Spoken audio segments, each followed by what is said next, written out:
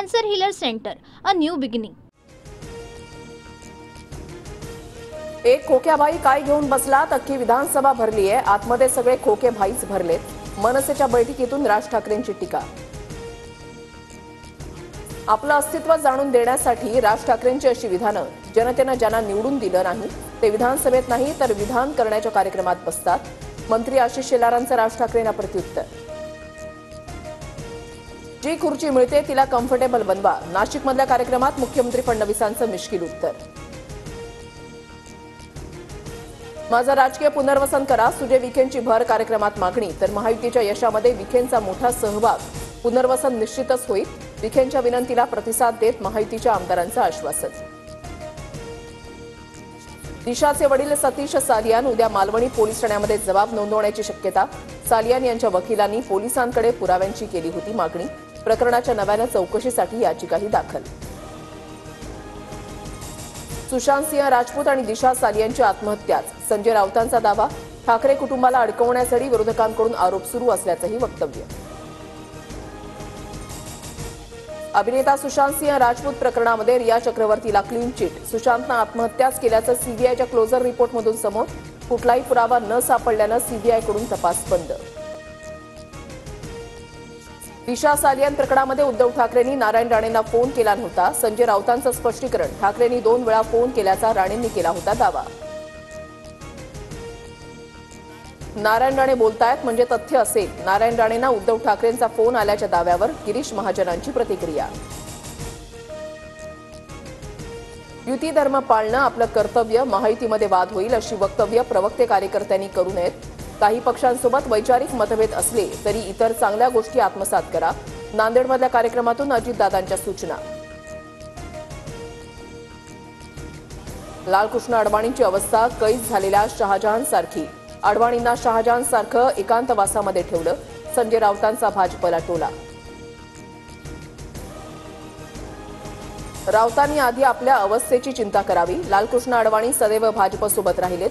अडवाणींवर वक्तव्य करण्याचा त्यांना नैतिक अधिकार नाही, दरेकरांची राऊतांवर टीका। नागपूरमधील हिंसाचार 4 तासांमध्ये नियंत्रणात आणला। दंगेखोरांना त्यांची जागा दाखवण्याचं काम केलं। दंगेखोरांकडून नुकसान वसूल करणार, मुख्यमंत्री देवेंद्र फडणवीसांचा इशारा। अशोक चव्हाणांचे मेहुणे भास्करराव खतगावकरांसह सून मिनल खतगावकर अजितदादांच्या राष्ट्रवादीत। अजितदादा तुम्हाला महाराष्ट्राचं नेतृत्व करण्याची संधी मिळो, पक्षप्रवेश सोहळ्यात खतगावकरांकडून शुभेच्छा।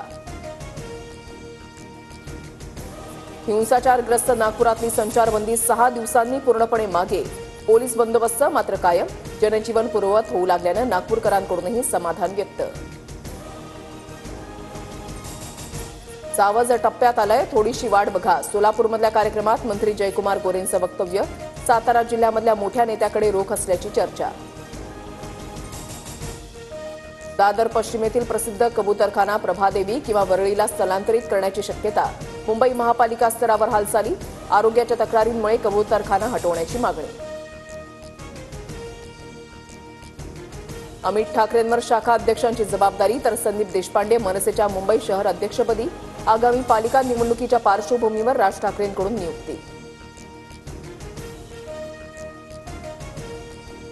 न्यायाधीश यशवंत वर्मांच्या निवासस्थानी सापडलेल्या रोख रकमेच्या प्रकरणी सुप्रीम कोर्टाकडून चौकशी समिती नियुक्त।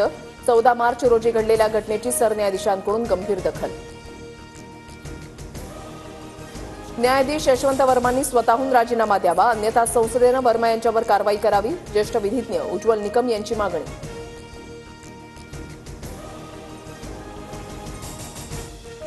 बच्चू कडूंचं रायगडच्या पायथ्याशी सुरू असलेलं अन्नत्याग आंदोलन मागे, मंत्री गोगावले आणि योगेश कदमांच्या मध्यस्थीनंतर आंदोलन स्थगित।